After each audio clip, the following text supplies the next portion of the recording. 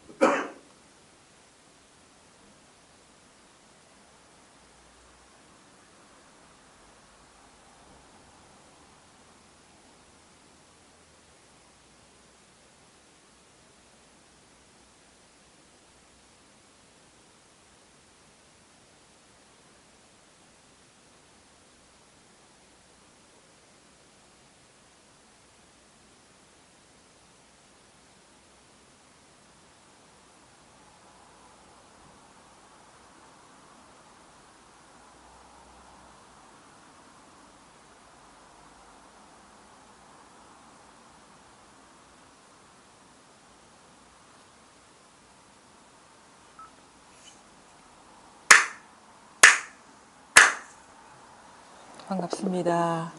예. 임재어록 160쪽입니다.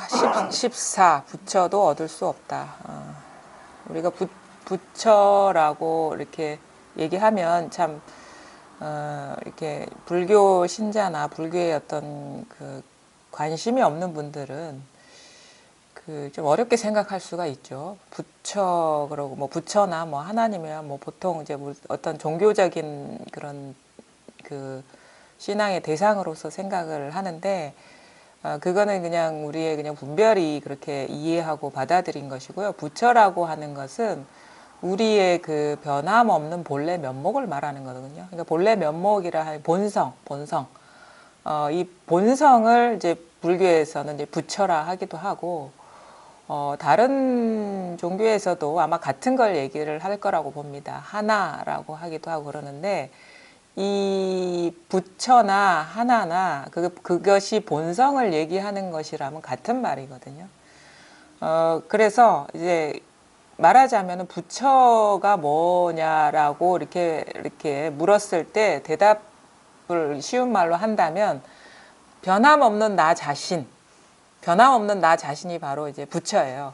본래 면목, 그거를 이제 선에서는 본래 면목이라고 얘기를 하는데, 그러니까 아까 가만히 이렇게 우리가 앉아 있을 때 사실은 그런 우리가 뭐 앉아 있건 서 있건 간에 어떤 그 생각이나 감정이나 이런 거에 빠져가지고 지금 자기한테서 어떤 일이 일어나는지에 대한 어떤 그 바라봄, 어떤 그런 경험들이 사실은 없죠. 우리 보통 사람들은 자꾸 머릿속에 어떤 떠오르는 생각 따라서 그 마음이 일어나서 그 문제를 해결해야 되고, 아니면 그게 뜻대로 안 되면은 그 상황을 대비하기 위해서 여러 가지 또 다른 생각을 이렇게 궁리를 하고 거기에 빠져서 하루 종일 이렇게 살아가는데, 사실은 실질적으로 우리가 하루를 살아가면서 한 일은 별로 없어요.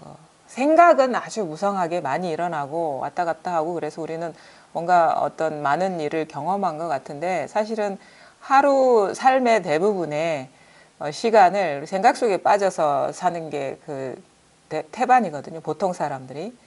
그러니까 그런 상태에서 이제 살아가는 게 이제, 그리고 그 생각 속에 일어난 것이 진실하다고 여기고 살아가는 게 우리의 보통 사람들의 어떤 삶의 모습인데, 사실은 그런 바가 없다라는 것이 이제 석가모니 부처님이나 이제 깨달으신 분의 얘기인데, 가만히 보시면 아까도 얘기를 했죠. 부처, 이제 하나님, 그게 바로 나 자신, 변함없는 나 자신이라고 했는데, 가만히 보면은 여러 가지 이제 자극이 왔다 갔다 해요. 이렇게 뭐 소리도 왔다 갔다 하고, 그다음에 여러 가지 감각도 나타났다 사라졌다 하고, 생각도 나타났다 사라졌다 하고, 그거에 따라서 어떤 그 느낌도 나타났다 사라졌다 하는데, 그거는 이제 진정한 나 자신이 아니거든요. 왜냐하면은 항상한 것이 아니기 때문에,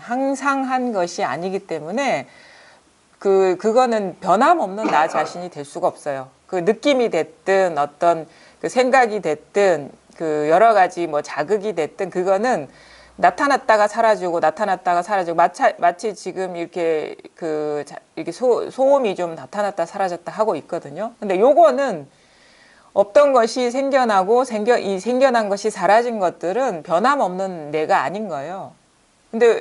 근데 그 왔다 갔다 하고 나타났다 사라졌다 하는 그 어떤 공간이라고 해야 되나요? 그 변함없는 바탕이라고 하는 게 있거든요.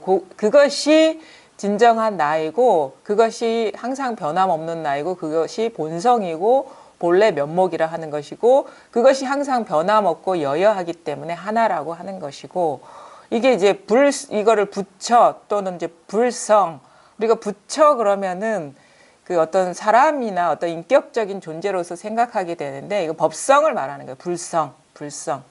깨달음의 성품. 그러니까 깨달음의 성품 내지는 깨어있는 성품이 더 오히려 가깝다고 하죠. 깨어있는 성품이라는 게 있어요, 우리한테. 그러니까 이게 깨어 있어서 소리도 드러내고 생각도 이 자리에서 일어나고 감정도 일어나고 여러 가지 그 느낌이라든가 우리가 경험하는 하루 살아가면서 경험하는 그런 것들이 이 바탕에서 일어나고 있거든요. 이거를 이제 옛 선사들은 옛 거울이라고 해서 고경이라고 했거든. 고경. 옛 거울과 같은 성품이 우리한테 다 갖춰져 있는데 여기에서 소리도 비춰내고 생각도 비춰내고 느낌도 비춰내고 여러 가지 뭐 감각이라든가 이런 것을 다 비춰내는데 이 비춰낸 것은 진실하지가 않다고. 항상 나타나면 사라지고 잡으려 하면 모래알이 이렇게 빠져나가는 것처럼 사라지고 항상 멈춰 있는 게 없는 거예요. 근데 우리는 그냥 인연 따라 일어난 이 거울에서 비춰낸 어떤 그림자와 같고 환상과 같은 것을 진실하다고 여겨서 마치 그게 너무 이렇게 이 자리는 밋밋하고 한 맛이거든요. 한 맛. 늘 똑같은 맛이라서 맛이 없어요.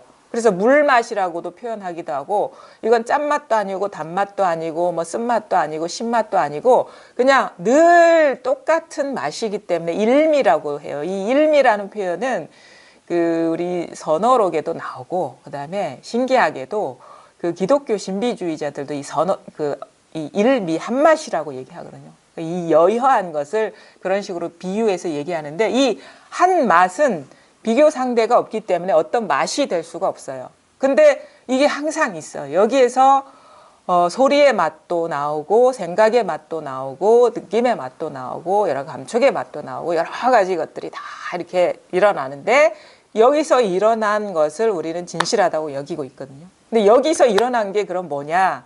우리가 여기서 거울과 같은 성품에서 일어난 것들이 무상해서 이렇게 지나간다 하는데 그거를 구체적으로 얘기하면 지금 눈앞에 있는 사물들이 여기서 일어난 그런 환상과 같은 거예요. 요 지금 눈앞에 요 꽃들이 있고 여러 가지 사물들이 있는데 이거는 어떤 시각적인 맛이거나 아니면 감각적인 맛이거나 후각적인 맛이거나 이것이 시각과 후각과 이런 감각이 어우러진 것을 배운 지식이 해석을 하는 거예요. 이름을 딱 붙이는 거예요.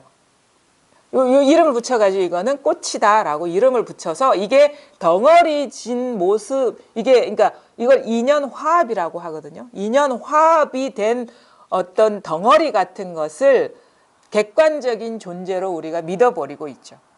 그것이 우리가 중생의 전도몽상이라고 하거든요. 뒤집어진 꿈을 진실하다고 여기는 그런 어떤 실태를 이제 우리가 살아가고 있는 거죠. 그런 삶을. 근데 그래서 요거는 어떤 독립적으로 존재한다고 할 수 있는 증거가 없어요. 우리가 만약에 여기서 시각이 없다면 이런 꽃의 모습이 있을 수가 없어요. 우리한테는. 이 시각적인 요소가 사라져 버리면. 그다음에 여기에서 어떤 후각적인 그 요소가 사라져 버리면 후각이 있는 사람이 형상화된 꽃이 될 수가 없는 거예요. 그다음에 여기에서 이거를 두 눈 뜨고 경험하고 코도 멀쩡하고 아니면은 뭐 이렇게 감촉도 살아있지만 생각이 보는데 이거에 대한 이름 붙인다거나 생각이 작동하지 않으면 다른 사람이 생각으로 이렇게 규정하는 그런 꽃이 될 수가 없는 거예요. 그러니까 요거는 객관적인 존재라고 할 수 있는 근거가 없는 거예요. 그리고 만약에 이게 독립적인 존재라면은 이게 시들면 안 돼요. 변하면 안 돼요. 이거는 독자성을 갖고 있으면 이게 항상 이 정성한 꽃으로 있어야 되고 사실은 이 꽃이 될 수가 없죠. 우리는 뻔히 알거든요. 이 꽃이 씨에서 나왔다는 사실을. 그러면 이게 어디에 이 꽃의 객관적인 존재, 독자성이 씨에 있습니까? 지금 피어난 꽃에 있습니까? 시들어진 어떤 시든 그런 거에 있습니까?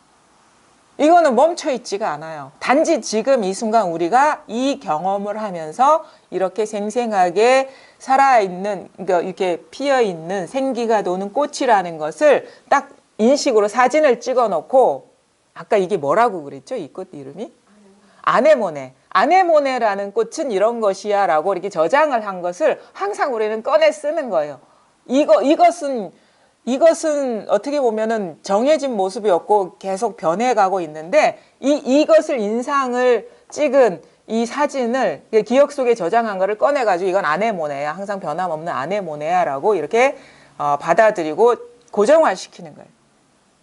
그것이 우리네 사람들의 그 보통의 어떤 그 심리 상태거든요. 그러면 이런 어떤 이런 사례는 요 꽃에만 해당되는 게 아니에요.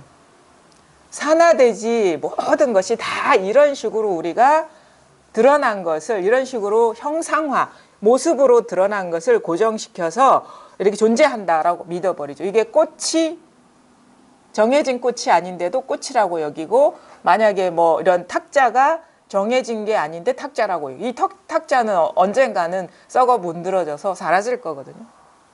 그 다음에 우리가 지금 경험하는 하늘도 항상 그 모양 그 모습의 하늘이 아닌 거예요. 어제 하늘 다르고 1시간 전에 하늘 다르고 지금 보는 하늘 다르고 시간이 지나면서 다르고 땅도 마찬가지고 변하지 않는 건 이 세상에 아무것도 없어요. 그것도 사실은 어떤 객관적인 물체가 존재해서 그게 변하는 게 아니라 순간순간 인연 따라서 그런 조건으로 드러난 것이고 사실은 변한다고 할 수도 없는 거예요. 이거는 어떤 꽃이라는 어떤 일관성이 어떤 일관적인 속성이 있어서 모습만 변하고 이 꽃이 유지되는 게 아니에요. 마치 우리가 이런 생각을 하죠. 어떤 사람이 죽으면 제가 자꾸 그런 어떤 시신 시체하면 이런 선문염송에 이런 공안이 떠오르는데 시다림 인도에는 옛날에 묻지 않았어요. 시체가 생기면 그냥 버렸어요. 한 장소에.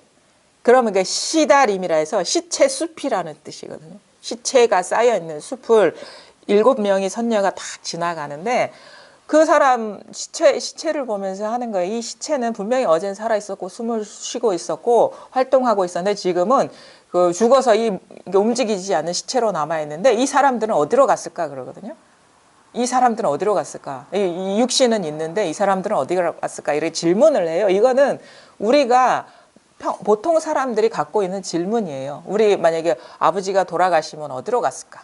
천당으로 갔을까? 지옥으로 갔을까? 그러니까 그것의 어떤 기본적인 전제는 그 사람의 어떤 모습은 변하지만 어떤 영혼이라 할까? 항상성이 있다는 기본적인 전제를 깔고 얘기를 하는 거거든요. 그러니까 영혼이 어디로 가죠. 그러니까 그거 우리는 알게 모르게 어떤 영혼이라는 걸 인정하고 있는 거예요. 사실 이 꽃이 어떤 영혼이 있는 것처럼 씨앗일 때 변함없는 영혼이 있고 이 꽃이 피었을 때 변함없는 영혼이 있고 이 시들었을 때 이 영혼은 어디 간다라고 여기는 것처럼 시체도 그런 식으로 우리 사람도 그런 식으로 받아들이고 있는데 그것도 사실은 우리의 생각을 벗어나지 않은 거예요. 영혼이 있다라는 그런 분별도.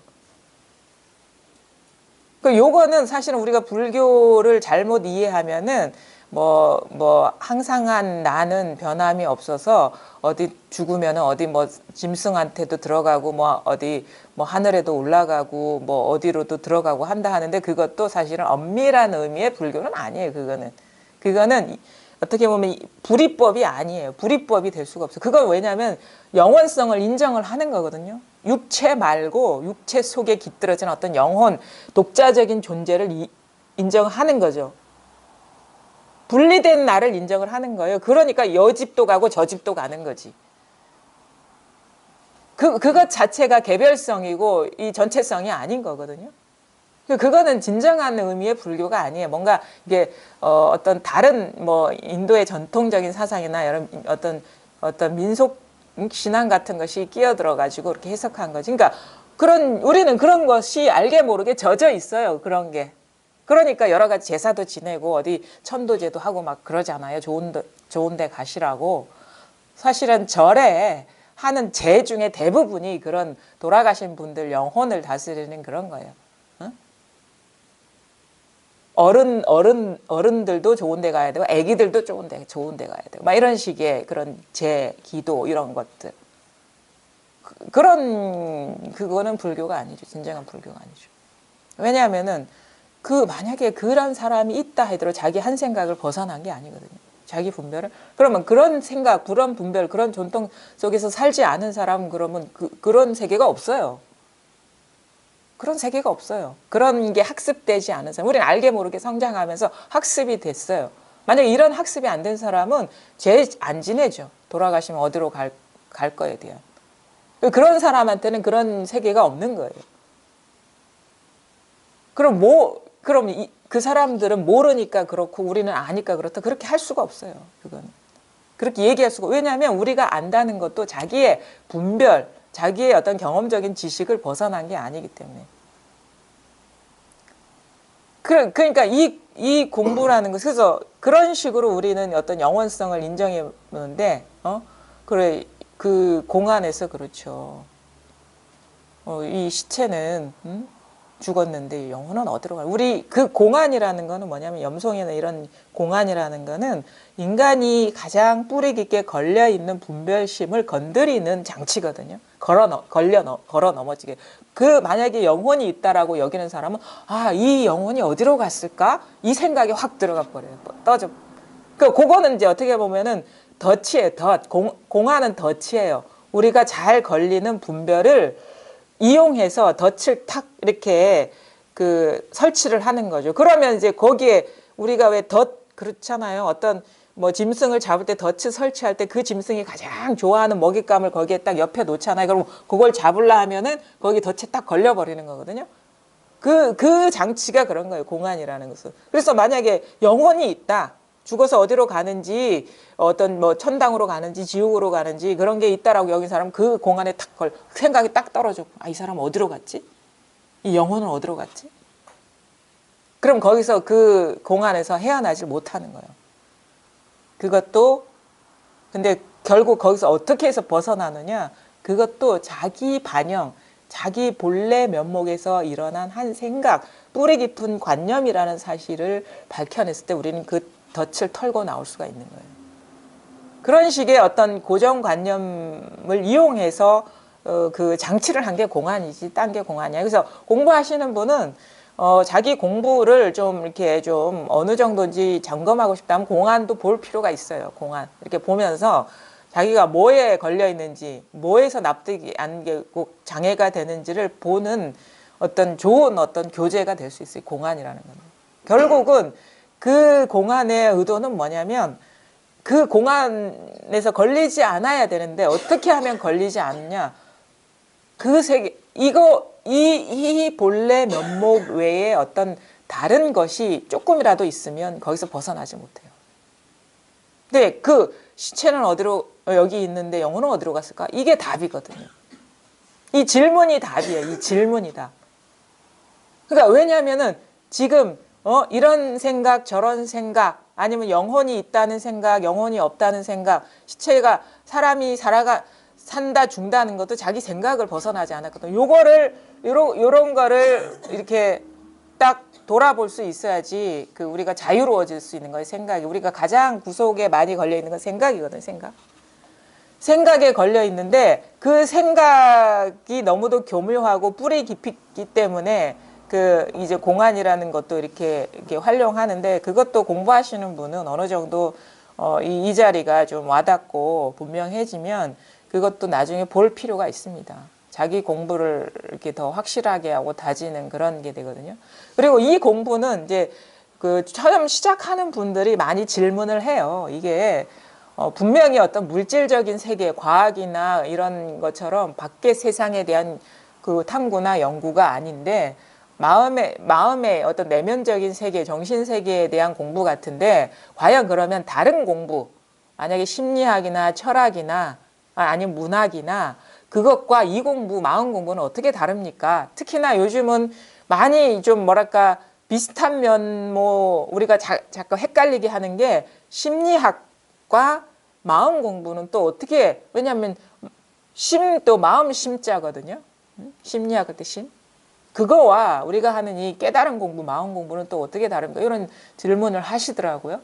근데 그거는 뭐 구체적으로 이렇다 저렇다 뭐 이렇게 학문적으로 따지기를 떠나가지고, 만약 이 세계가 이렇다고 칩시다. 하나의 이 우리가 지금 이렇게 드러나는 세계가 하나의 물결이라고 칩시다.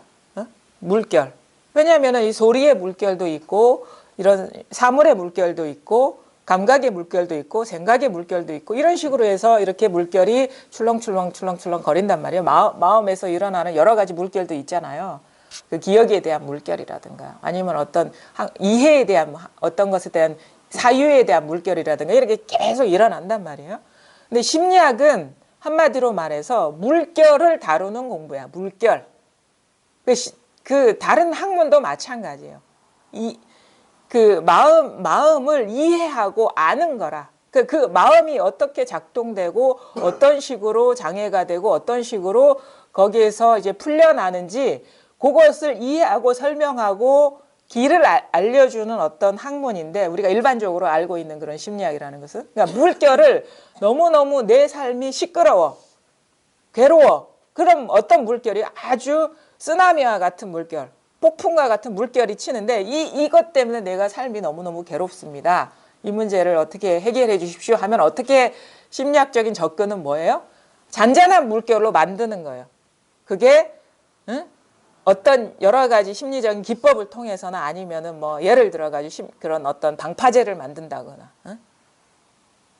아니면 바람의 요소를 뭐 잠시 잠깐 제거한다거나 뭐 그런 어떤 조건들을 바꾼다거나, 그거를 잘못된 해석이라고 이게 오해를 하고 있었구나 이런 관점에서 보면 그거는 그 내가 잘못 생각하고 있고 내 나름대로의 판단이었구나. 그래서 이거는 결코 나쁜 것이 아니고 부정적인 것이 아니고 긍정적으로도 해석할 수 있는 것이구나라고 이렇게 돌려서 다른 관점에서 보게 하는, 그래서 그 문제가 큰 문제가 아니라는 그런 어떤 전환을 통해서 물결을 안정시키고 그냥 마음이 이렇게 잔잔하게 해주는 쪽으로 긍정적인 경계로 바꿔주는 거라면 이 공부는 그게 아니죠. 물결을 다루는 공부가 아니에요.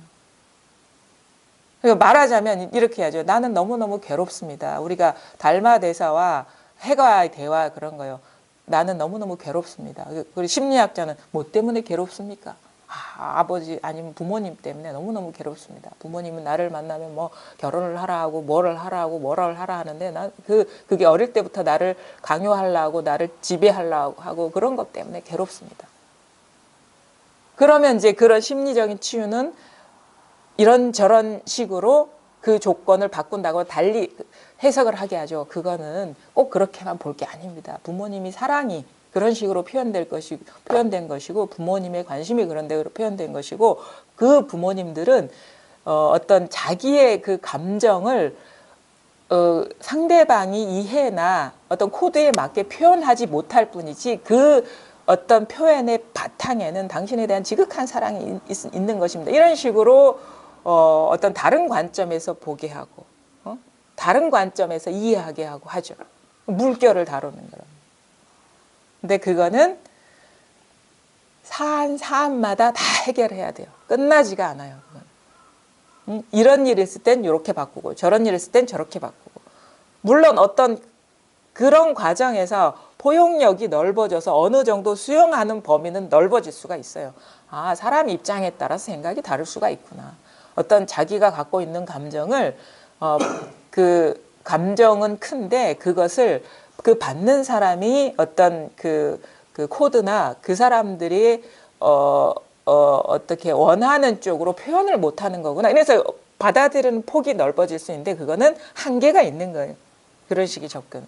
근데 이거는 뭐냐면 모든 물결이 그게 폭풍이 됐든 쓰나미가 됐든 아니면은 잔잔한 물결이든 그게 물이라는 깨달음이고 그것이 이 세상의 진면목이고 법계라는 이 세계의 어떻게 보면은 참된 모습이라는 깨침이거든요.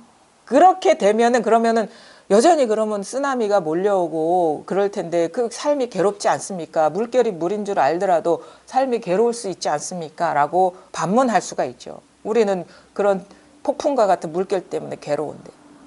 근데 그렇지가 않아요. 왜냐하면은 그 모든 물결이 물이라는 하나의 자기 마음이고 본성이고 하나의 일이라는 것이 깨달아지면 물결의 위력이 사라져 버려요.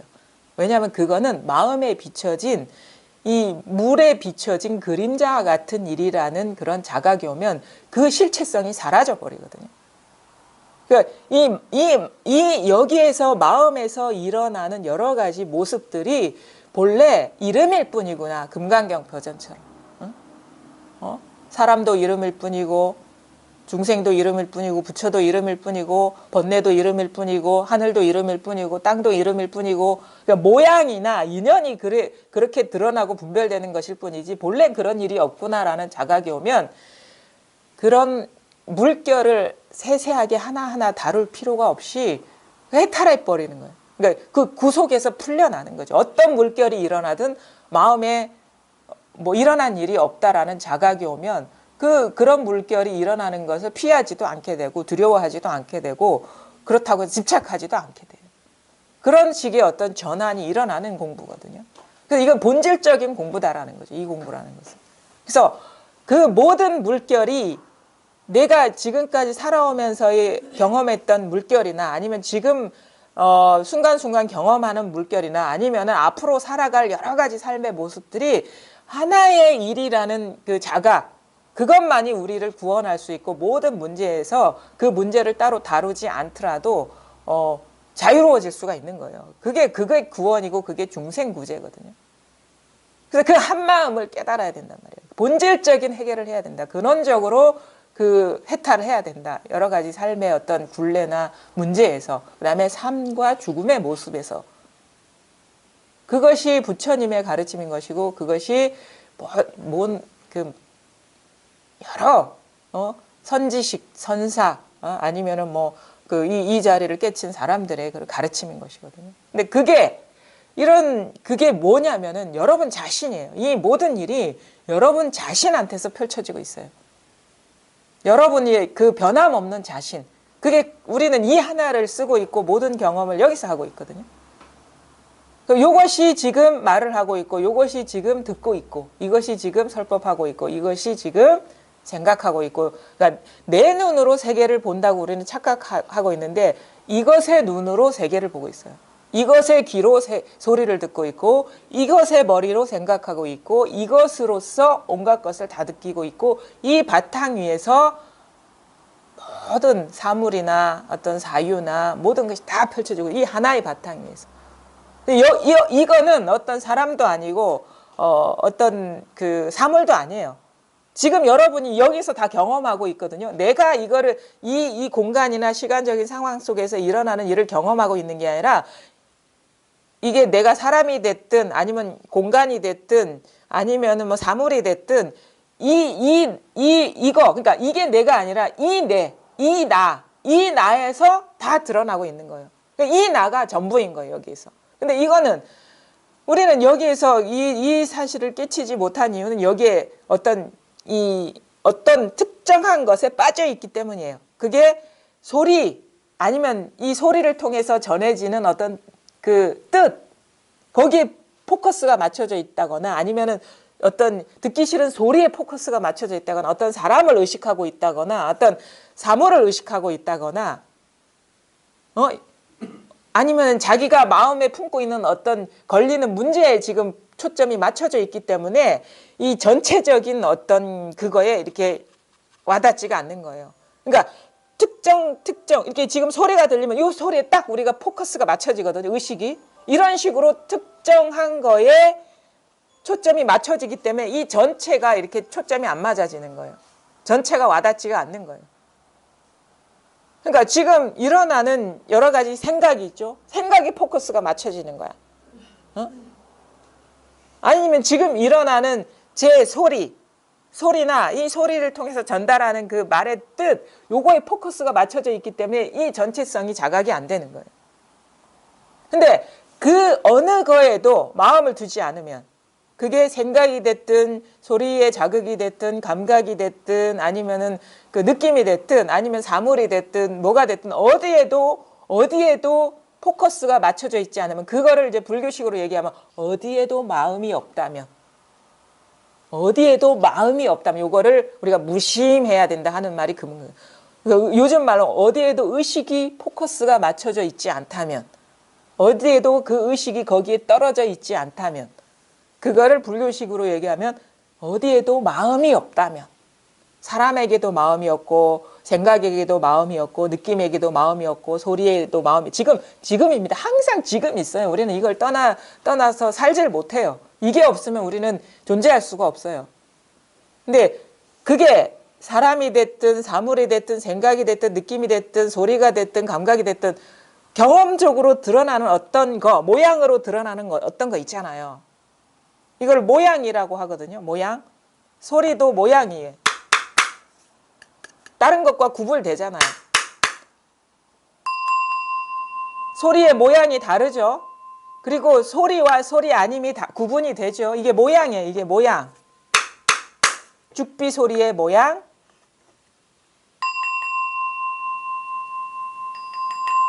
소리의 모양이 다르죠. 그러니까 우리가 이거 구별하거든요. 뭐라고 해요? 분별되죠. 구별되죠. 분별은 나눌 불자에 구별할 별자. 구별되죠.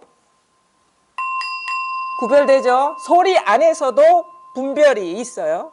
그 다음에 모양 있죠. 모양. 구별되죠. 구별되죠. 모습의 모양이 다르죠. 물론 요거와 요것도 달라요. 시각적으로 드러나는 모양과 청각적으로 드러나는 모양과 소리로 드러나는 모양과 요것도 다르지만 소리 안에서도 모양이 달라요. 이거 모양이라고 이걸 경계라고 합니다. 불교식으로 얘기해. 경계 우리 경계선 아시죠? 경계선. 응? 우리 남과 북이 나누는 경계선 있죠?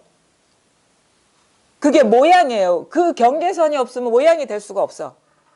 남과 북이 나눌 수가 없어요. 경계선이 없으면. 마찬가지로 이게 경계선이 있어요. 요거와 모양이 있잖아요. 그래서 경계라고 하는 바운더리, 영어로 하면 바운더리.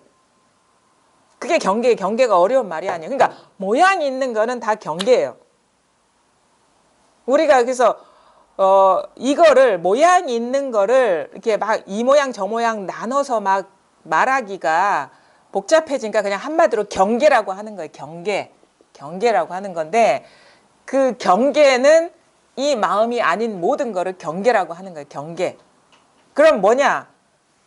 이 소리도 경계고 이것도 경계고 이 움직이지 않는 이것도 경계죠. 왜냐하면 움직이지 않는 모습으로 드러나고 있기 때문에. 또 뭐가 경계입니까? 지금 여러분 의자에 딱 앉아있을 때 감각이 느껴지죠? 감각이 느껴지죠? 이것도 경계죠. 감각이 있잖아요. 어떤 무게감이라든가 이런 물질감이라 감촉이 있잖아요. 이것도 경계예요. 요 경계도 죽비의 경계와 자기 몸을 만졌을 때의 경계가 달라요. 이거 경계죠. 뿐만 아니라 뭐 향기도 꽃의 향이 다르고 아니면은 요 차의 향이 다르죠. 이것도 경계죠. 달라 구별되는 분별되는 경계. 그다음 또 요것만 경계가 아니에요. 생각도 경계입니다. 생각. 어떻게 경계해요?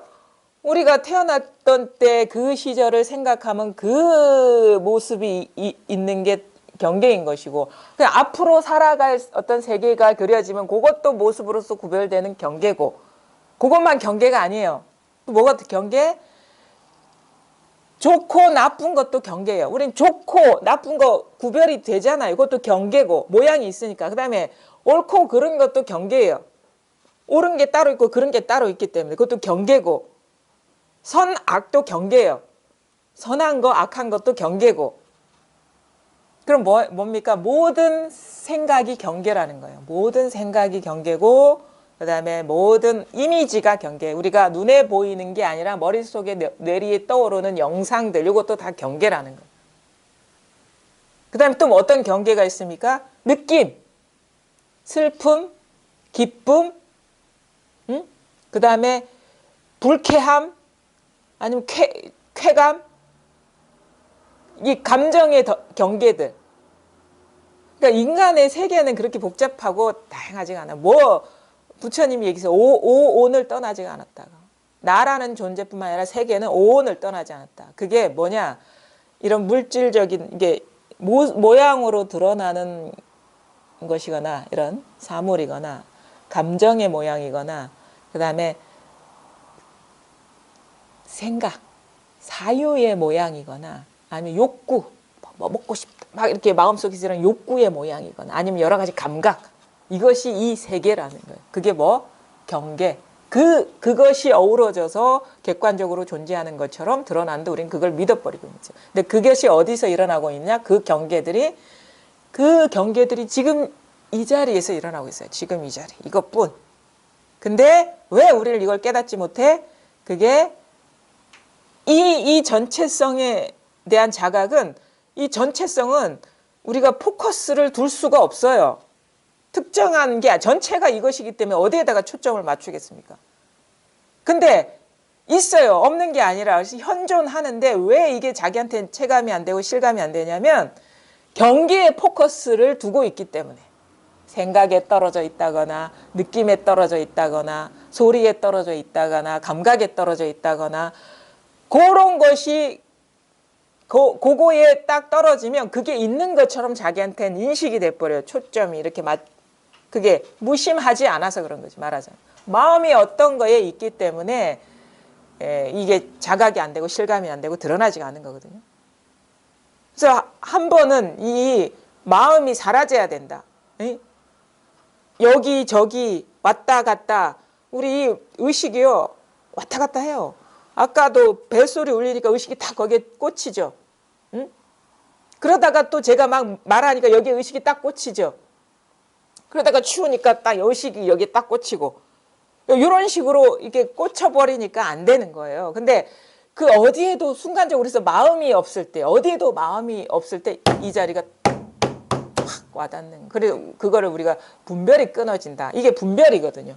자꾸 소리를 잡으려고 생각을 잡으려고 느낌을 잡으려고 거기에 머물려고 이게 분별이거든요. 그래서 분별이 쉬어질 때 분별이 멈춰질 때 이 전체성이 확 자각이 된다는 거예요. 공부를 하실 때 잘 보셔야 돼요. 물론 법문 듣는 것도 중요하지만 결국 우리가 법문의 내용 속에서 이해되고 아는 게 절대 아니고 그거는 그냥 경계일 뿐이에요.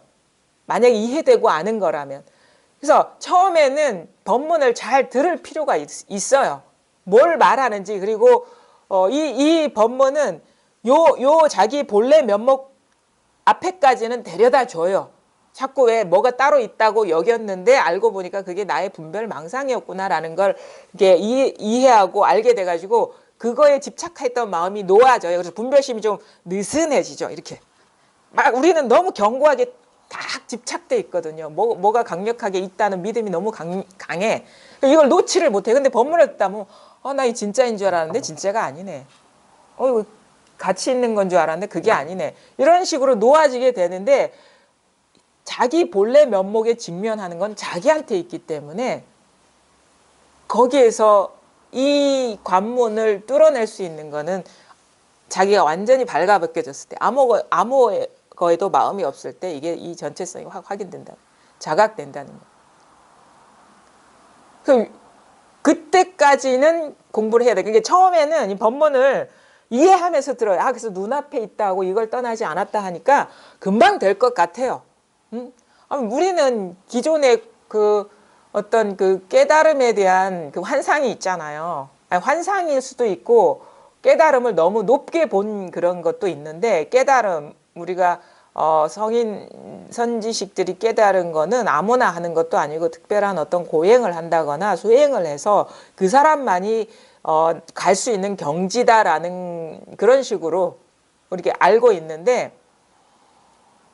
그렇지가 않거든요. 그렇지가 않은데 그거를 깨줄 수는 있어요. 그렇게 생각하다가 바로 눈앞에 있고 우리가 늘 이것을 쓰고 있다라는 얘기를 들으면 금방 될 것 같아요. 그래서 법문을 들으면 눈앞에 있어서 잡으면 손만 딱 내밀면 잡힐 것 같은 그런 감질 나는 그런 맛이 있어요. 그래서 금방 될 것 같아요. 이거 1년 안에 안 되면 바보지 이런 생각이 들어요. 처음에는. 저도 그랬어요. 저도. 이거는 뭐 3개월 안에 끝내야 된다 이 생각했거든요. 근데 법문을 듣다 보면 좀 아득해져요. 이게 처음에는 막 금방 될 것 같은데 듣다 보면은 도무지 종잡을 수가 없는 거예요. 그건 뭐냐면, 왜 아득한 느낌이 드냐면 자꾸 잡으려 하는데 안 잡히니까. 이렇게도 시도해보고 저렇게도 시도해보고 이렇게 자꾸 잡으려 하는데 이건 절대 잡히지가 않는 거거든요. 어떤 경계가 아니기 때문에. 사실 잡으려는 이것이지. 그래서 자꾸 잡힐 것 같은데 안 잡히고, 이게 자꾸 실패하다 보면 이게 안 되겠구나 라는 식의 어떤 이 포기가 돼요. 근데 그게 포기가 안 된 사람은, 그러니까 포기가 되면 어떤 심정이냐면 좀 절망스럽고 우울하기도 하고, 안 될 것 같으니까, 내가 어떻게 해서 될 게 아닐 것 같으니까 우울해. 화도 나기도 하고. 왜냐하면 왜 화가 나요? 나보다 이 공부에 인연이 없는 사람, 불교에 대해서 알지도 못하는 사람, 완전 초짜배기가 체험이 왔다는 소식에 화가 나는 거야. 나는 그 사람보다 못한 게 없는 것 같은데, 공부를 해도 내가 더 많이 하고 수행을 해도 내가 더 많이 했는데 그 사람이 먼저 소식이 왔다니까 화가 나지. 나는 그동안 이거를 위해서 평생을 노력하고 희생을 했는데 전혀 농땡이만 피던 사람이 소식이 왔으니까 화가 나요. 절망과 분노가 이렇게 막 이 상태. 근데 이 상태가 좋은 상태예요. 금방 될 것 같고, 그러니까 내가 어떻게 하면 될 것 같은 상태는 오히려 먼 상태예요. 공부해보면. 왜냐하면은 이거는 내가 어떻게 이 꽃을 잡듯이 잡는 게 아니에요. 그 잡으려는 그 시도가 포기가 됐을 때, 그러니까 좌절이 오고 자포자기가 되고 절망이 올 때 이게 딱 드러나는 거예요. 요거를 2가지 접근을 해요. 어떤 식으로 해? 억지로 절망시키는 방법이 있고, 내 말 믿고 잘 따라와. 그래서 그걸 다 놓아버려. 포기해. 이런 어떻게 보면 꼬드기는 말에 잘 따라오면 돼. 그러니까 2가지 길이 있는 거야. 하나는 너무 자기가 하려는 의욕이 강한 사람은 완전히 좌절시켜버려야 돼요. 절망을 시켜버려야 되는 것이고, 믿고 하는 말을 잘 따라오는 사람은 따라오다 보면 어느 순간 눈이 열리는, 그 2가지 길이 있는 거예요. 그래서 어떤 사람은 가둬버리고 어떤 사람은 다 놓아버리게 해요. 놓아버려라. 멈춰라. 하지 마라. 화두도 하지 말고 공부도 하지 말고 법문도 듣지 마라. 어디까지? 요 문 앞에까지 온 사람한테 하는 것이지 처음부터 그렇게 하면 안 돼요. 그 사람 요 문 앞에 온 사람한테 그런 게 필요한 것이지, 저 멀리서 세속적인 즐거움에 빠져가시고 그게 진실하다고 여긴 사람한테 공부하라 해요. 법문 들으라고. 그게 진실하다고 여기는 사람한테는 법문 들으라 공부하라 하지. 근데 해도 안 되고 아무리 이렇게 잡으려 해도 안 되는, 진짜 그런 상태하고 똑같아. 갈증, 목이 말라.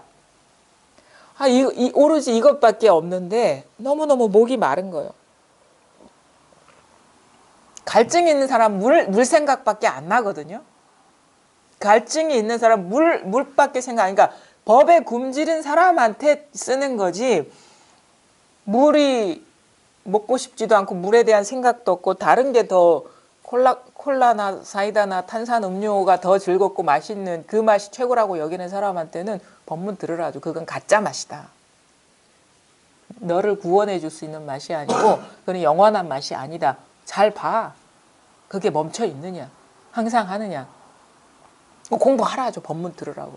근데 법문 듣다가 이제는 그 말에 있는 게 아니구나. 바로 내가 이걸 두 눈 멀쩡히 뜨고 이걸 쓰고 있는데 그냥 뭔가 이 어떤 한 번의 전환이 안 와가지고 이거를 직면하지 못한 사람한테는 딱 두 가지 길이 있지. 다 하지 마라. 놓아버려라. 응? 공부도 하지 마라. 법문도 듣지 말고. 왜냐하면 법문에 의지해서 이거 하다 보면 되겠다 싶은 사람한테는 그거 뺏어버려야 돼요. 그거 의지하고 있는 이거는 어느 것에도 의지하면은 이거는 드러나지가 않거든요. 그리고 그걸 뺏어버려야 돼. 마치 농부한테서 소를 뺏어버리는 거, 굶주린 사람한테서 밥그릇을 뺏어버리는 그런 식의 그거 의지하고 있으니까 의지하는 거를 다 놓아버리라 그러면 못 놓아요. 불안해가지고 해오던 수행이라든가 여러 가지 공부했던 것이 그게 자기한테는 이게 단데 이것까지 하지 말아라 하면은 어떻게 못 견디죠. 근데 그 못 견딜 때 소식이 온다고. 이러지도 못하고 저러지도 못할 때. 그거는 어떻게 보면 더 막아버리는 거고 또 그럴 필요가 없이 그냥 순수한 마음에 저기 뭐가 있겠거니 해서 이렇게 아무런 판단 없이 자기 생각 이제 지금까지 50년 60년 배워온 거 다 이거 망상이구나 헛것이구나 이 문으로 들어갈 때는 오히려 방해만 되는구나 그런 마음이 있는 사람한테는 그냥 다 놓아버리고 잘 따라와 보십시오. 어디에도 의지하지 마시고 두 가지 길이 있는 거예요. 그래서 근데 그 결국은 뭐냐 자기 내려놓음 자기 포기 어디에도 의지하지 않게 하는 그런 어떤 전환이 필요한 거지. 그런 조건이 만들어지는 게 필요한 거거든요. 그래서 그렇게 하다 보면 이게 다 일체가 하나라는 게 탁 자각이 와요. 일체가 하나. 이것뿐이구나. 이것뿐이구나. 여기에는 사람도 없고 부처도 없어요. 여기에는 뭐 하나도 없고 법도 없고 그다음에 뭐 깨달았다는 것도 없고 깨닫지 못했다는 것도 없고 체험도 없고 체험도 없어요. 여기는 체험을 들고 있으면 그런 일이 안 일어나요. 체험도 없어요. 여기 체험을 들고 들어갈 수 있는 게 아니에요. 체험이라는 어떤 그 의지할 만한 거를 들고 들어갈 수 있는 게 아니에요. 그걸 다 놓아버렸을 때 저절로 드러나는 것이지. 여기는 나도 없고 부처도 없고 체험도 없고 깨달음도 없어요. 깨달음도 없어요. 여기는 깨달음도. 깨달음도 여기서 일어난 분별이고 그 다음에 깨닫지 못한 것도 똑같아. 여기서 일어난 분별이고 체험도 여기서 일어난 분별이고 부처도 여기서 일어난 분별이고 중생이라는 것도 여기서 일어난 분별이고 금강경도 여기서 일어난 분별이고 임재어록도 여기서 일어난 분별이고 나도 여기서 일어난 분별이에요. 모양 분별이라는 건 모양 생각의 모양이거나 소리의 모양이거나 감각의 모양이거나 이미지의 모양이거나 그래서 이거는 어떤 생각의 대상이 아니에요. 실제 그래서 현재 존재한다. 항상 이거 항상 이 현존 항상 있어. 항상 실제. 그래서 우리는 이거를 체험하고도 이걸 자꾸 생각으로 이게 막 만들거든요. 근데 그게 왜 잘못됐는지를 말씀드리면 그 생각 하루 지속되지 않아요. 24시간. 아니 법이 이런 거다. 본성이 이런 거다라는 생각이 일어난단 말이에요.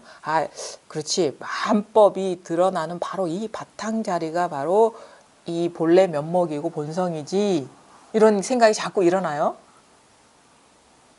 그러면 그 생각을 24시간 하지 않아요. 1년 365일.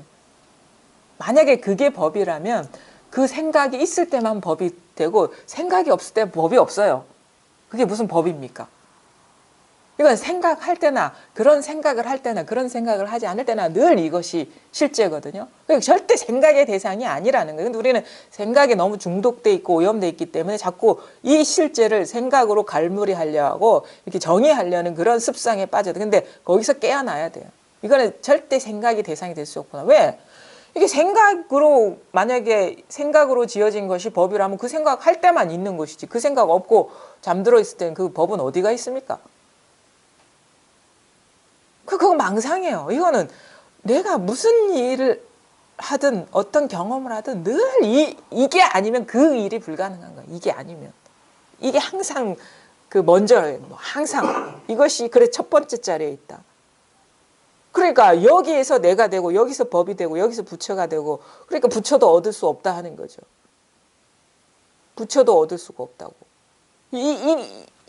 이것에서 부처가 되기 때문에 이것에서 뭐 깨달음이 되기 때문에 이것에서 내가 되고 이것에서 세계가 되기 때문에 그래서 이거구나 이런 거구나 하면 땡 그거 아닙니다. 저런 거구나 하면 그거 아닙니다. 그건 벌써 이게 마음이 거기에 이렇게 딱 갇힌 거예요. 무심하지가 않고 딱 초점이 어떤 분별되는 어떤 거에 딱 머물러 버린 거예요. 그런 게 법이 아니라는 거죠.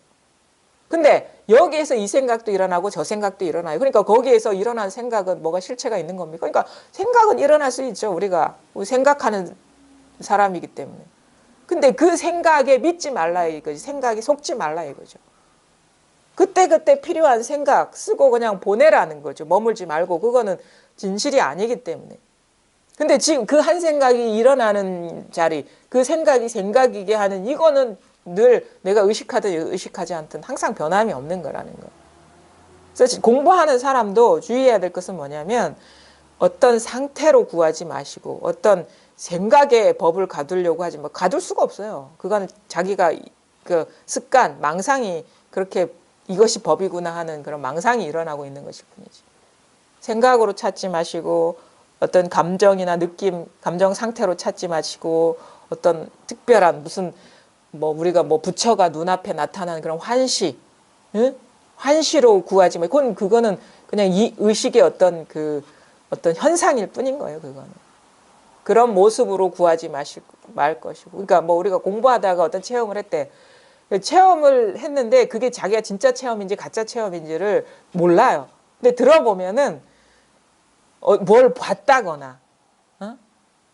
아니면 어떤 보통 때 경험하지 못한 어떤 소리가 들린다거나, 이거는 다 어떻게 보면은 그 망상 체험인 거예요. 진짜 체험이 아니라. 이건 어떤 사물이 다르게 보이는 그런 게 아니에요. 어떤 사물이 아니면 보지 못했던 것을 보는 게 아니에요. 이거는. 그러니까 그거는 그래서 어떤 모종의 공부를 하다가 체험이 오면은 그 선지식한테 가서 빨리 그거를 물어보라 하거든요. 이게 진정한 전환인지 아니면 우리가 어떤 옛날의 옛날 기억을 생각하는 그것과 다를 바 없는 어떤 경계를 본 것인지 아니면 꽃을 보는 거와 다를 바 없는 경계를 보는 거잖아요. 그런 거와 다를 바 없는 어떤 부처상을 봤다거나 아니면 뭐 어떤 기운을 느꼈다거나 그런 경계를 본 것인지 아니면 자기 본래 면목을 자각한 것인지를 스스로는 잘 모를 수가 있으니까 그 선지식한테 가서 점검을 받아보라 하는 거예요. 우리가 이거에 대한 자각이나 체험이 없었기 때문에 이게 진짜인지 가짜인지 한번 점검을 받아보라 하는 거죠. 그래서 하여튼간 어떤 건 아닙니다. 이것이긴 해요. 이것이긴 해. 근데 소리는 아니다. 근데 요것이긴 해요. 근데 요 움직임이 아니라는 거예요. 응? 그 다음에 뭐 이것이에요. 이것이긴 한데 지금 멈춰있는 어떤 경계는 아니라는 거죠. 근데 이게 멈춰있는 모습이거나 움직이는 거거나 아니면은 이거나 내용은 대상은 나타났다 사라지고 왔다 갔다 하지만 다 이 바탕 위에서 펼쳐지고 있어요. 이 바탕 위에서. 이 바탕 위에서. 지금 소리가 나타났다가 사라졌죠.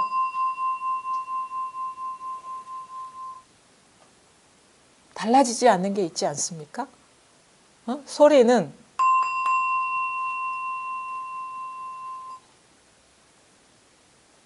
지금도 성성한 게 있지 않습니까? 소리만 있을 때만 성성한 게 아니라 깨어 있지 않습니까? 깨어 있으니까 그 다음 소리도 드러나죠. 깨어 있으니까. 깨어 있지 않으면은 이게 드러날 수도 없고 또 멈출 수도 없어요. 그 다음에 제 소리도 일어날 수가 없는 거예요. 여기에서 귀에서 듣는 게 아니에요. 귀에서 듣는다는 생각에 떨어져 있는 거예요. 귀에서 듣는다는 우리가 학습된 생각에 떨어져 있는 거예요. 예. 예, 예. 그렇게 생각을 이제 자꾸 돌리는 세상 사람들 가운데 살아가려니까 그 사람들은 이제 발짝 이런 걸 하는데 예. 내 마음은 거기서 이제 그 있느냐 없느냐 뭐 이런 모양 이렇게 뭐 예. 아파트 시세가 그 예를 들어서 예. 그런 데서 이제 떨어져 있으니까 예.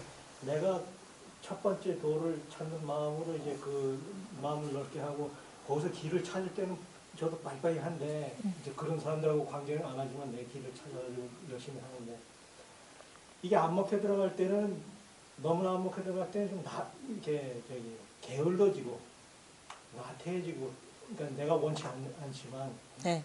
좀 게을러지고 그런 거를 좀 많이 발견. 그러니까 그게 뭐 그러니까 그 사람들이 빠릿빠릿하게 돌아가는 거기에는 같이 하고 싶지는 않고 근데 자기 스스로 나태해지는 것 같다. 네. 아. 그 기준이 뭡니까? 나태함의 기준이?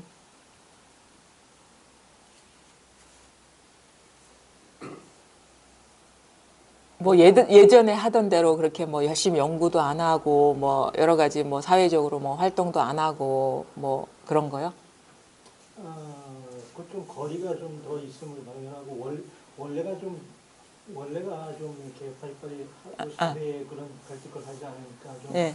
좀 게으르고 아침에 네. 일어나는 것도 네. 9시 수업 있지 않으면 네. 좀 네. 늦게 일어나고 이랬었거든요. 근데 네. 거기에 이제 좀 더 마음이 네. 확 여기 가서 이렇게 넓어질 때는 네. 이 마음이 원초적으로 가서 네. 그걸 하니까 네. 이제 이렇게 넓게 하면서 할 때는 네, 하는데 그 특별하게 할 일이 없을 때는 이게 이제 세상과 잘 안 맞아 들어갈 때 예, 예. 그럴 때는 좀 더 게을러지고 아침에 일어나는 것부터가 좀 아니 근데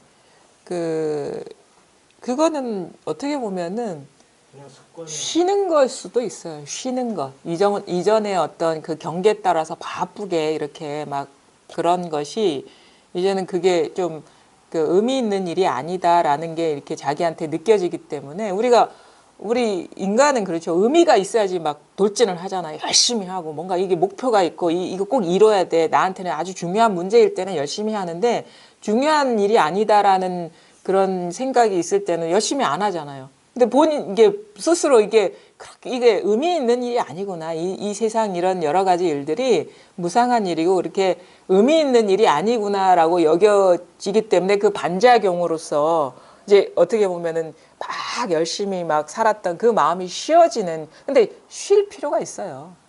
충분히 쉬어야 돼요. 충분히 쉬면은 이제는 이게 사람 만나는 나와 뭐 관심사가 다른 사람 만나는 것도 어떻게 보면은 거부감이 없어지고 그냥 그 속에 있으면서 물들지 않고 활력 있게 살아갈 수가 있거든요. 근데 제가 이렇게 보니까 의미 있는 일 없어요. 부동산 뭐가 의미 있습니까? 뭐 살아봐야 하루 잠 한 번 자는 것이고 눈 감으면 그게 뭐 30억짜리 아파트인지 1억짜리 집인지가 중요한 게 아닌 거잖아요. 그다음에 우리 먹어봐야 밥 3끼밖에 더 먹습니까? 의미 없어요, 그거. 의미 있는 건 이거밖에 없어요.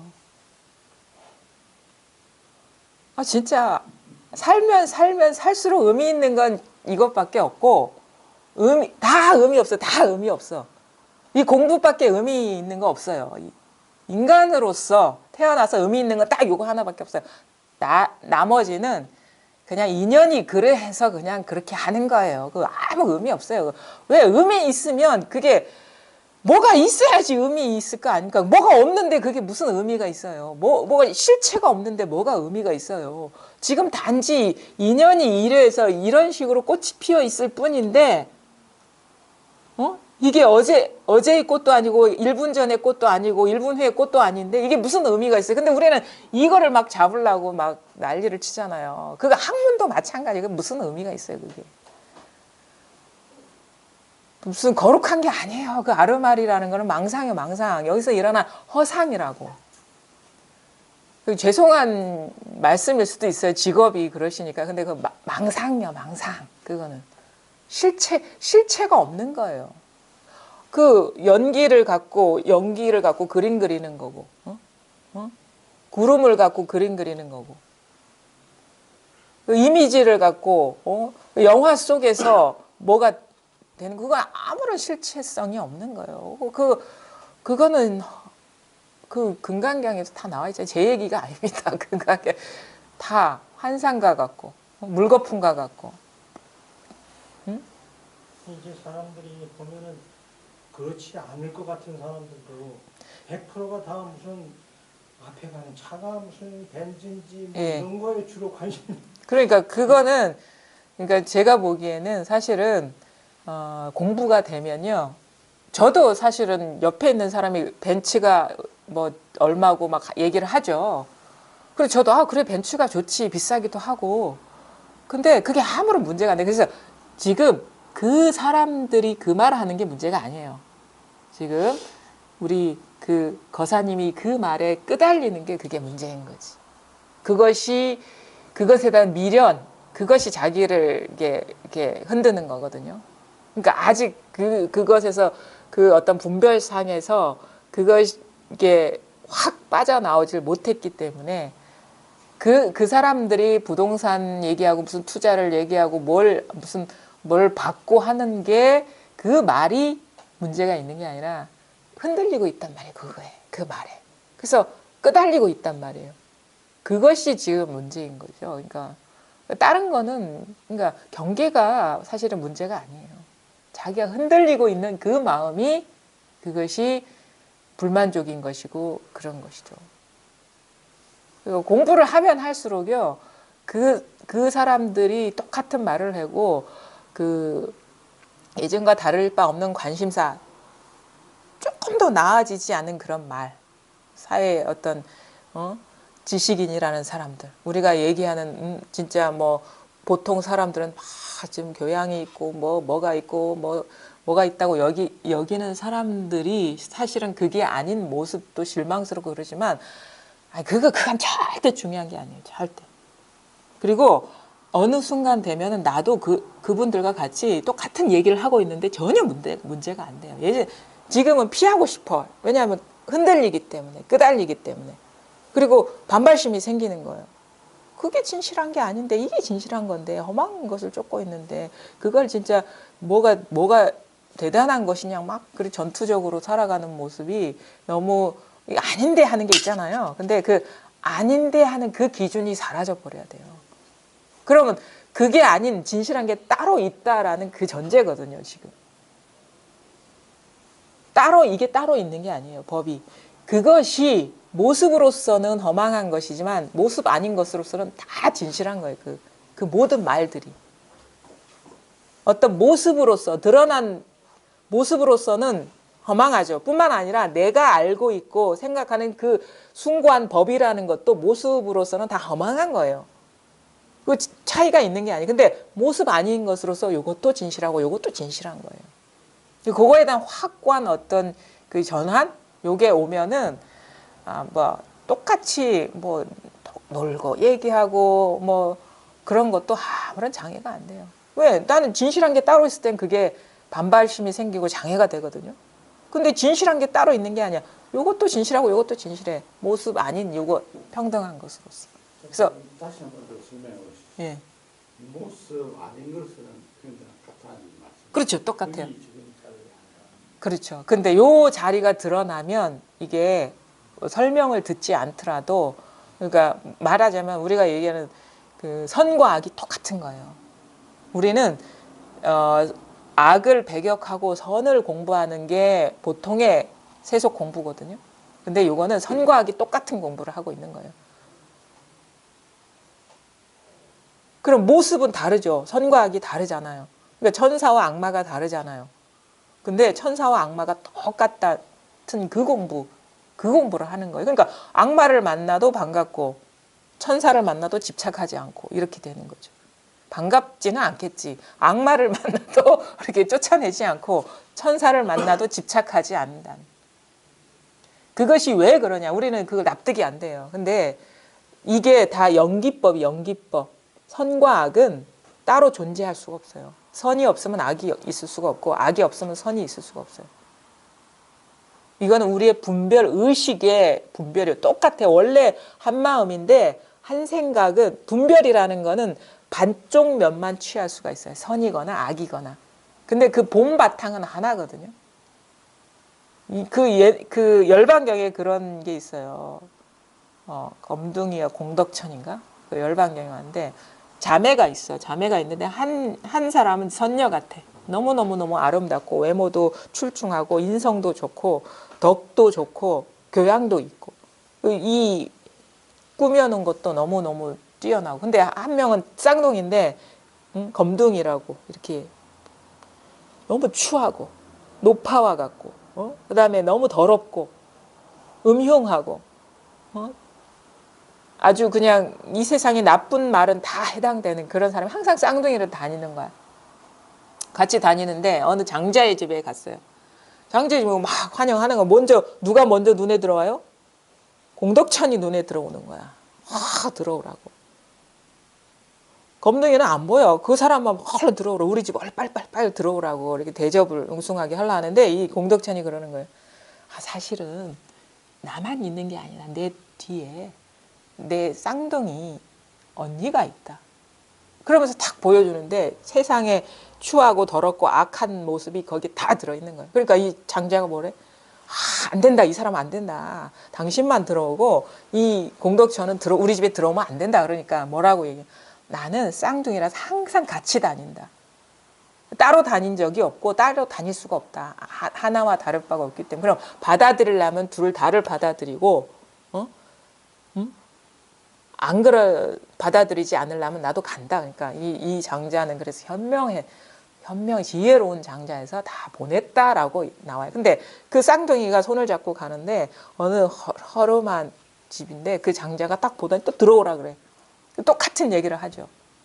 그러니까 그 장자는 상관없다. 당신만 들어오면 이 사람이 같이 들어와도 상관없다. 그래서 부처님이 뭐라 그래? 이게 어리석은 자의 그런 모습이다. 중생의 모습이다. 앞에 장자는 지혜로운 자고 뒤에 장자는 어리석은 중생이다. 왜냐하면은 어떤 경계는요. 분별 경계는 그것 아닌 그게 같이 있어야 돼. 우리가 만약에 이 세상에 모든 게 선만 있으면 이 세상 선만 있으면 악이 없고 선만 있으면 선이 있을 수가 없어요.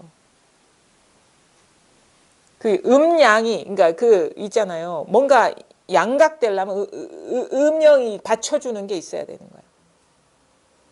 그럼 우리는 선만 취하고 악은 버리려 하는데 그게 이치적으로 그게 불가능하다라는 건데 우리는 그걸 자꾸 그런 식으로 떼어놓으려고 하죠. 절대 그럴 수가 없어요. 그게 이 세상의 이치라는 거예요. 이치.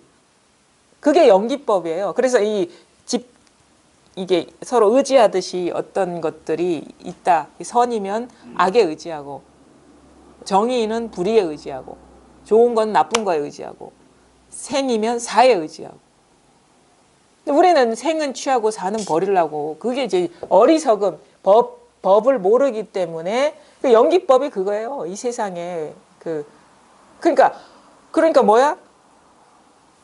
선과 악이 하나면은 선이 있겠습니까? 악이 있겠습니까? 그러니까 공이지. 응?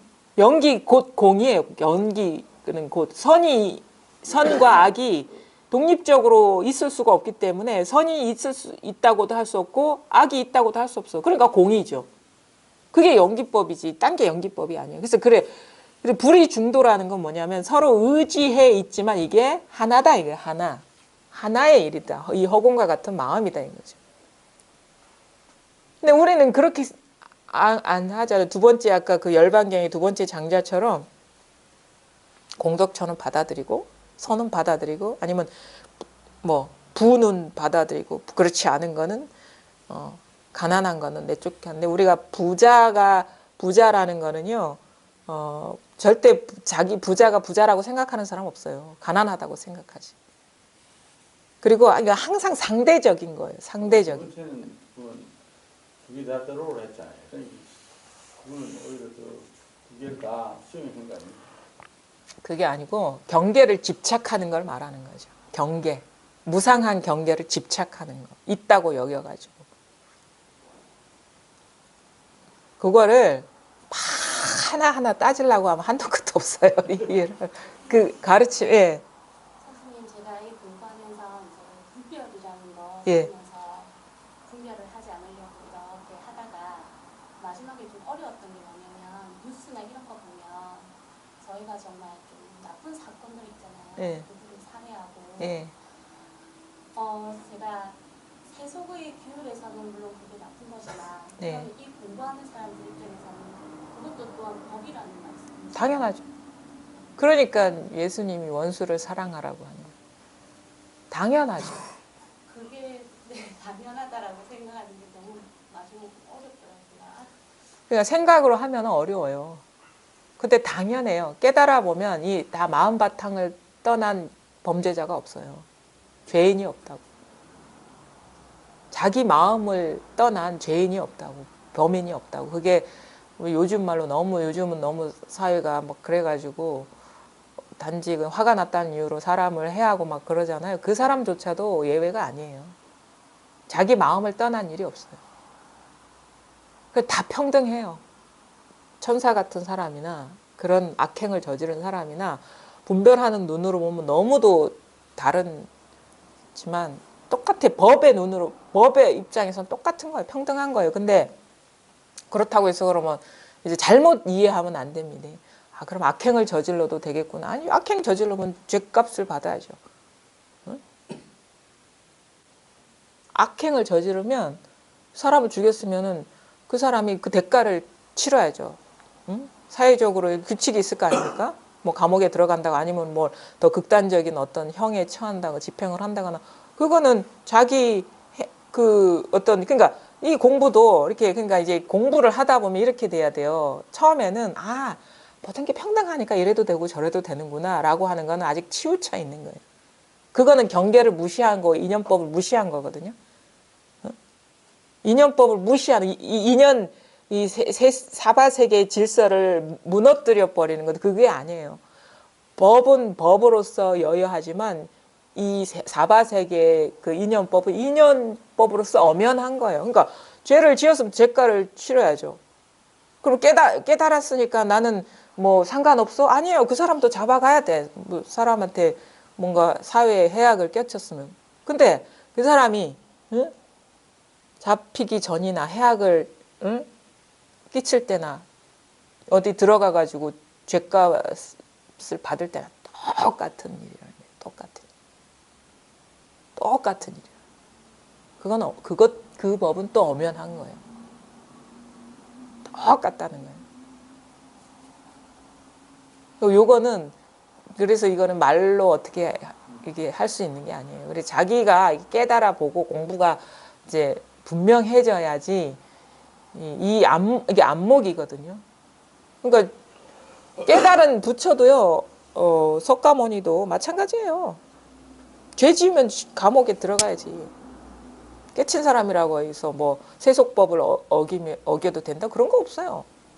오히려 더 공공의 이익을 우선하게 돼요. 나쁜 일 저지르지도 않아요. 왜? 나라는 어떤 그 개체성, 응? 그러니까 자기 의지가 사라졌잖아요. 나라는 생각, 우리는 나라는 게 강하고 자기 의지가 강하기 때문에 항상 나를 우선해 두잖아요. 공공성보다는, 공공의 이익보다는. 그렇잖아요. 근데 나라는 개체감이 사라진 사람이 나 위주로 하겠습니까? 나나 하겠어요? 공공의 질서나 그런 인연에 오히려 부합하죠. 인연에 자기를 내맡기지 인연을 자기 욕망으로 끌고 오질 않는다고. 그래서 오히려 공부를 하면 할수록 더 조화롭게 돼요. 세상 사회. 이게 모난돌이 되지가 않는다고. 모난돌이라는 건 나라는 게 있고 자의식이 강하기 때문에 그 모난돌이 되는 거죠. 물론 그렇다고 해서 아무런 의지 없이 무슨 진짜 그 뼈 없는 동물처럼 그렇게 아무런 생각 없이 사는 아니에요. 의지가 있는데 그게 결코 그 의지가 그런 것이 자기 개인의 사익을 위해서 쓰지를 않는다는 거지, 그걸. 자기 욕심을 충족시키는 그런 쪽으로 발동이 되지 않는다는 거죠. 그러니까 이거는 자기가 이제 공부를 해봐야지 알지 이렇게 설명으로서 이렇게 할 수 있는 게 아니에요. 그러니까 공부를 이 자리가 일단 드러나고 이 지금 법안이 밝아지면 뭘 그렇게 해야지 해서가 아니라 저절로 그렇게 하고 있는 자기를 보게 되죠.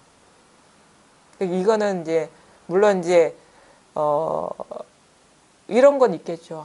그러면 뭐 도를 깨쳤다고 해서 사회도 다 질서도 무시하고 그러면 나 도 깨치지 않을 거야. 뭐 이런 사람들한테는 좀 설명이 필요한 얘기일 수 있는데 그 설명 이걸 이 말로서 다 설명할 수가 없어요. 이거는. 그러니까 해보면 알아요. 해보면 저도 그런 생각. 그러니까 우리가 자칫 뭔가 공부가 좀 원만하지가 않으면 이거 다 돈데 뭐 다 법인데 뭐 내 마음인데 뭐 내 뜻대로 하면 되겠지. 그거는 아직 나라는 게 남아 있는 거예요. 내 뜻이라는 게 남아 있는 거예요. 그래서 공부하는 사람은 이런 특히나 자세가 필요한 게 우리가 어떤 종교적인 심성이 필요해요. 종교적인 심성이라는 게 뭡니까? 모라적인 사랑이거든. 자기를 버리고 헌신하는 자세. 법에 헌신해야 돼. 법에. 자기를 여기에 완전히 다 맡겨서 완전히 여기에 침몰해 버려야 돼. 자기 의식, 자기라는 그런 거. 그게 침몰하지 않으면 이 법이 원만하게 드러날 수가 없어요. 그래서 이 헌신이 중요해요. 우리 특히 종교적인 심성은 헌신이거든요. 이 헌신. 신에 헌신하고 자기를 다 버리고 헌신하는 게 이 공부에서 왜 아주 필요합니다. 체험을 하든 하지 않았든. 자기를 놓아버릴 수가 있어야 돼요. 이 사실은 모든 번뇌의 원인은 자기라는 존재감이거든요.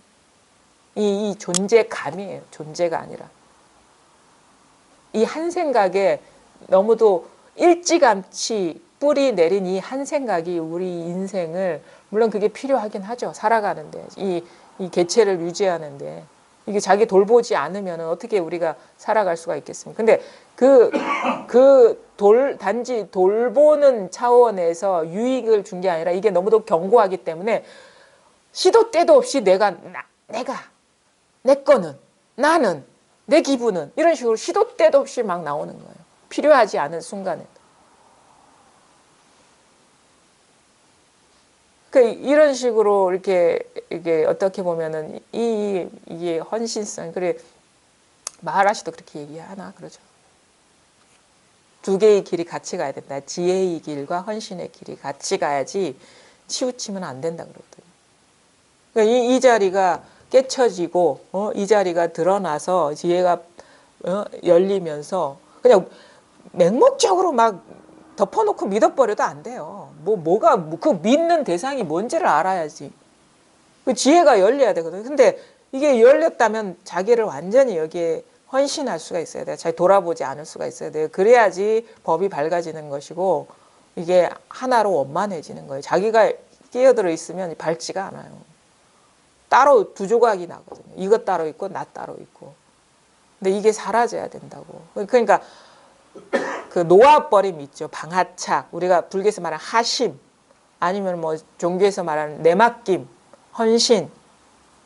매 순간 인연 따라 이게 아주 중요합니다. 공부를 성숙시켜요. 딴 게 성숙시키는 게 아니라 자기를 돌아보지 않고 내려놓는 거.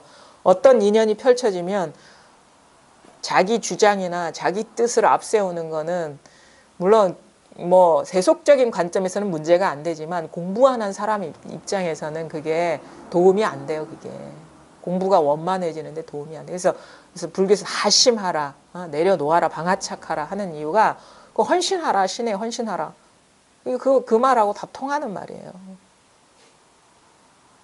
좀 텐션을 풀어놔야 되죠. 그러니까 세상 사람들은 텐션은 자의식이고 자기 의지잖아요. 나는 세상 사람들과 다른데 네. 내가 세상 사람들과 같이 막 하려고 해도 안 되거든요. 네. 이제 이렇게 마음이 넓어지고 이 도에 네. 따라서 이렇게 해갈 때는 괜찮은데 열심히 하는데 네. 나름대로 네. 아까 말씀드렸다시피 그렇지 않고 이제 또 그들이 예를 들어서 뭐 굳이 말하자면 권력 싸움이나 이런 거 이제 파고 이렇게 할 때 뭔가 이제 또 속에서 일어나니까 그럼 싫으면 또 나태해지고 게을러진다. 그 나태해지고 게을러지는 것도 없어요. 그래 일어날 만하니까 일어나는 것이고 그다음에 뭐랄까 그것도 중요해요. 그런 거 있잖아. 아, 공부하는 사람이 자기 주장하면 안 되지. 그러면서 맞춰줘야 되고 동화돼야지. 근데 그게 나는 아직 안 돼. 그래도 억지로 해야 돼. 이것도 안 되는 거야. 그것도 자의식이 강한 거예요. 인정을 해야지. 자기 현실. 그것도 하심이에요. 남한테 나는 이런 사람으로 이게 평가받기 싫어서 억지로 하는 것도 그것도 자의식인 거예요. 그냥 있는 그대로를 인정하는 거야. 나 그것밖에 안 돼. 나 이 정도밖에 안 돼. 이것이 진정한 하심이에요. 어떻게 보면 자기의 지금 상태를 있는 그대로 인정하는 것이 그게 진정한 하심이지. 아, 공부하는 사람이니까 그게 그 과대망상인 거예요. 공부하는 사람은 내 뜻을 딱 내려놓고 다 동조해야 돼, 맞춰야 돼. 가족이 원하는 대로 다 해야 돼. 거부할 수 있는 것도 그것도 하심이에요, 사실은. 인정하는 거, 자기 인정을 나 이 정도밖에 안 돼. 남들이 너 그것밖에 안 돼? 그래, 나 이 정도밖에 안 돼. 이것도 하심인 거야. 나 그렇게 대단한 사람 아니야. 나 모든 거 다 할 수 있는 사람 아니고 다 맞힐 수 있는 사람 아니야. 그것도 하심이고 인정이에요. 왜냐하면은 과하게 평가받는 그 기회를 제공하는 거잖아. 내가 막 억지로 맞춰주는 거. 자기 자신 있는 그대로를 인정하는 것도 그것도 하심이죠. 우리 그런 것도 참 좀 뭐랄까 공부를 하다 보면 자꾸 실패를 통해서 알게 되는 거. 아, 나도 모르게 저 사람들한테 나의 능력 이상의 것을 주려고 하는 것, 이것도 허영심이구나라는 거. 솔직해지는 거예요. 완전히 자기 있는 그대로의 모습에. 그것이 바로 하심이죠. 솔직해지는 거. 솔직하고 그리고 거부할 수 있는 그 용기도 솔직한 거고. 사람들은 두 가지 패턴이 있죠. 치우쳐 있죠. 자기의 있는 현실은 보지 않고 다 그 사람한테 맞춰주는 형이 있는가 하면 그 사람들을 다 자기 위주로 돌리려고 하는 두 가지 유형이죠. 가학이거나 피학이거나 막 이런 거 있잖아요. 그거 다 망상이에요. 그거 허상이고. 그냥 자기 있는 능력, 자기 모질한 거, 지금 공부도 너 공부하는 사람이 왜 그래? 왜 성을 내? 나 이것밖에 안 돼, 아직. 그것도 하심인 거예요. 자기 있는 그들의 모습을 드러내는 것도, 이렇게 그 있는 그릇만큼 행동하는 것도 그것도 하심이죠.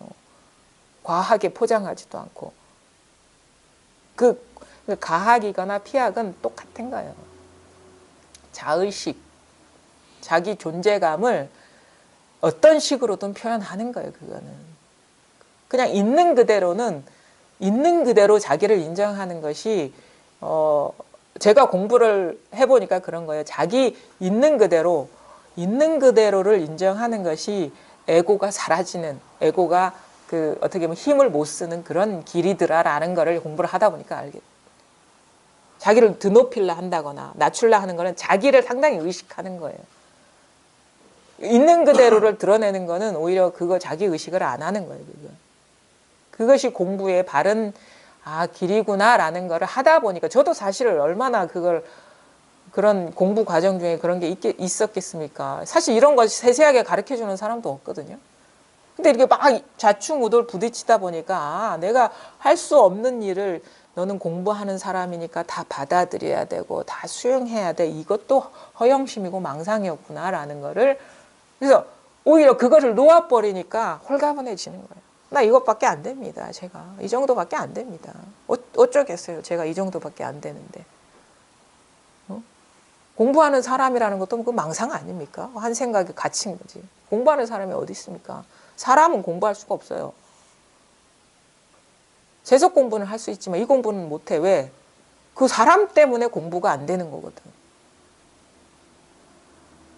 근데 내가 막 사람이 공부하려고 하죠. 사람들은 애사를 막 이거 챙겨야 되고 알아차려야 되고 이것 그냥 안 하니까 너무 심심하고 허전한 것 같아요. 어떻게 뭘 좀 하는 게 낫지 않을까요? 하지 마세요. 그거. 왜? 그건 사람이 하는 공부지.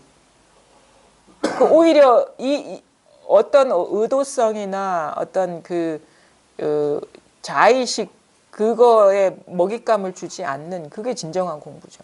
그냥 놔두세요. 되는 대로 살아보세요. 절대 못 살지 않습니다. 오히려 더 자유롭고 가볍고 홀가분하고 그렇지. 절대 그러니까 억지로 안 살라고 하지도 말고 잘 살라고 하지도 말고 그 머릿속에 생각을 싹 치워버리고 살아보시라고. 물 흐르는 대로 잘 흘러갑니다. 예전에 내가 운전자가 돼가지고 수동으로 오토매틱이 아니라 수동으로 조작하면서 그때 판단하면서 막 가려고 할 때보다 더 오토매틱으로 잘 돌아가요. 지가 알아서 요즘은 이제 인공지능 자동차가 있다는데 지가 알아서 잘 가요. 물 흐르듯이. 근데 우리는 어떻게 해야 안 돼? 의욕을 갖고 잘 살아야지. 아니면 나는 그게 안 돼. 그렇게 살면 안 돼 하면서 막 그런 식의 양극단에서 자기 생각을 추동하기 때문에 그런 거예요. 그 마음을 텅 비우고 생각을 비워버리고 인연 따라서 하면은 물 흐르듯이 잘 살아요.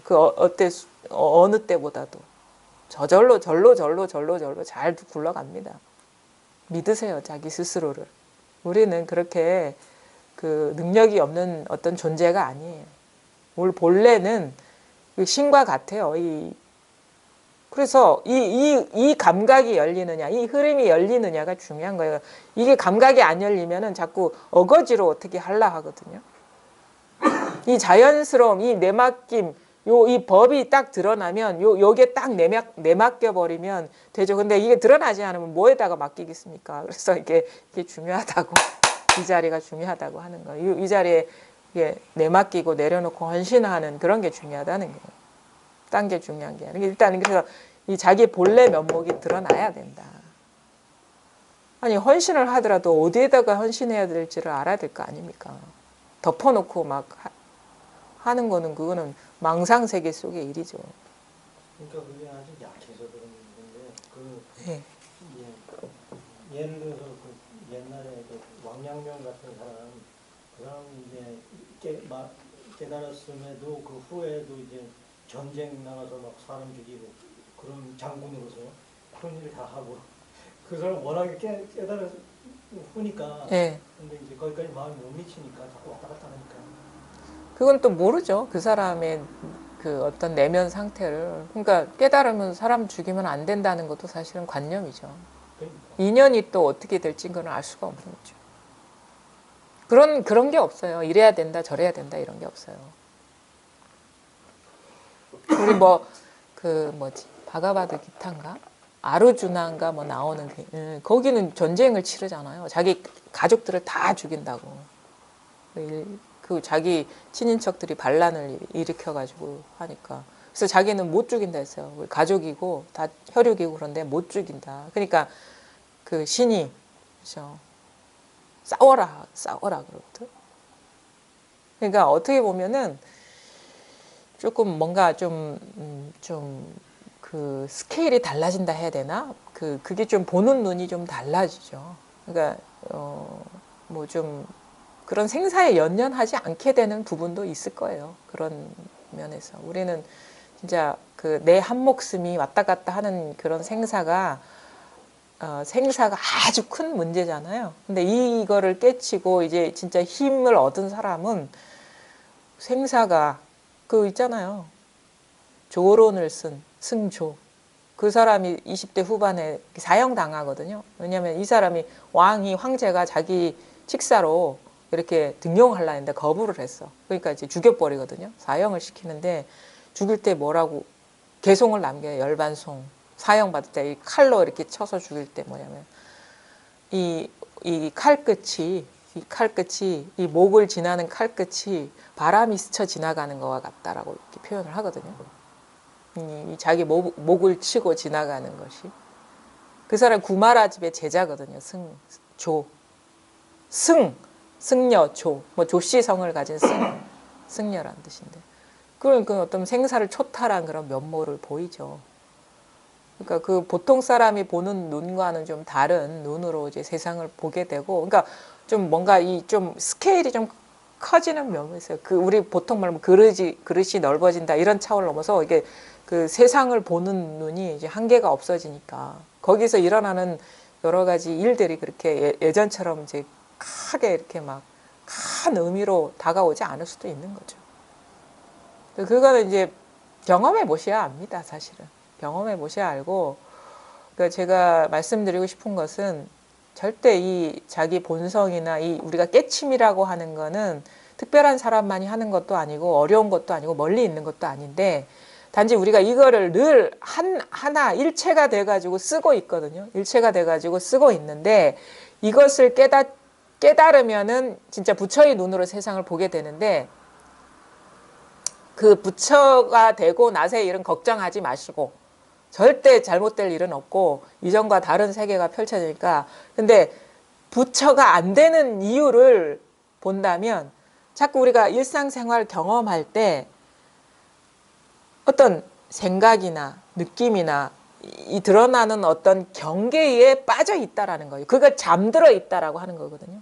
꿈속에 빠져 있는 거예요. 이거 왜냐하면 왜 꿈이라고 얘기해요? 어젯밤 꿈이 아니라 이게 꿈이에요.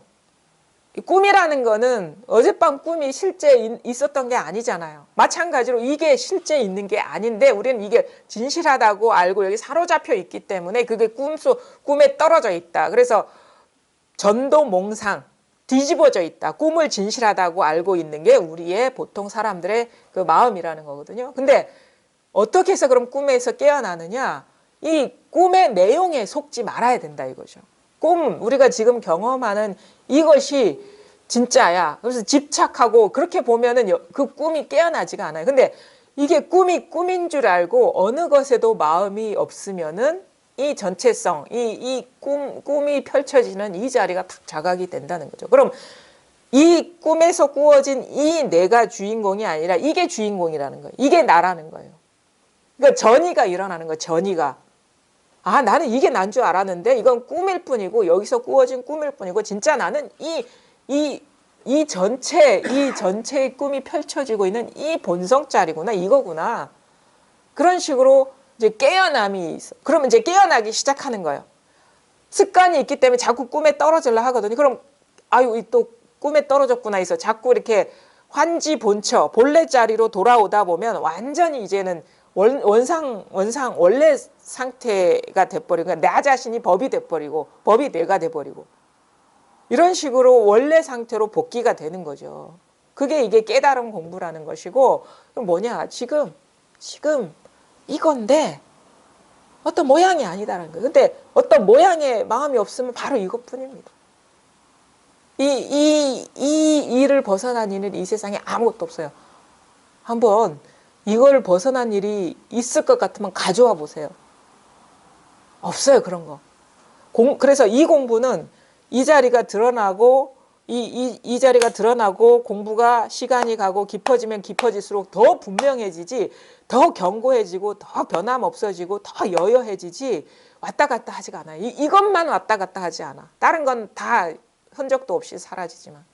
그러면서 이게 견고한 믿음이 생기고 그 다음에 밖으로 추구하던 그 마음이 사라져버려요. 왜? 1년이 가고 2년이 가고 3년이 가도 변함이 없어. 우리가 사람을 믿을 때도 그렇잖아요. 딱 보고 믿지 않잖아요. 1년을 사귀어보고 2년을 사귀어보고 3년을 사귀어보고 30년을 사귀어봐도 진짜 변함없는 사람이다. 그럼 믿잖아요. 이 법도 그런 거예요. 처음부터 이렇게 덥석 받아들여지지 못해. 이게 다라는, 믿지 못한다는 건 뭐냐면 아직도 뭔가 다른 게 있지 않을까라는 그런 아련한 그런 미련 같은 것이 믿지 못함이거든요. 근데 익숙해지다 보면은 이거는 30년, 그래도 사람, 친구는 언젠가는 변할 수가 있어요. 조금이라도. 근데 이거는 조금도 안 변해. 그러니까 죽는 순간에도 변함이 없는 거라. 항상 이게 함께 있는 거지. 죽음이 오기 전에 이게 함께 있는 거지. 그러니까 우리가 진짜 이 다른 거를 돌아보지 않게 된다는 거예요. 의미 있는 건 이것밖에 없습니다. 딴 거는 여러분이 한번 의미 있다 하는 걸 가져와 보십시오. 그거 언젠가는 사라지게 돼 있는 거고 변질될 수밖에 없는 겁니다. 근데 변하지 않고 항상한 거는 늘 시작과 중간과 끝이 똑같은 건 이것밖에 없어요. 그게 뭡니까? 바로 요겁니다. 네, 오늘 여기까지 하겠습니다. 네.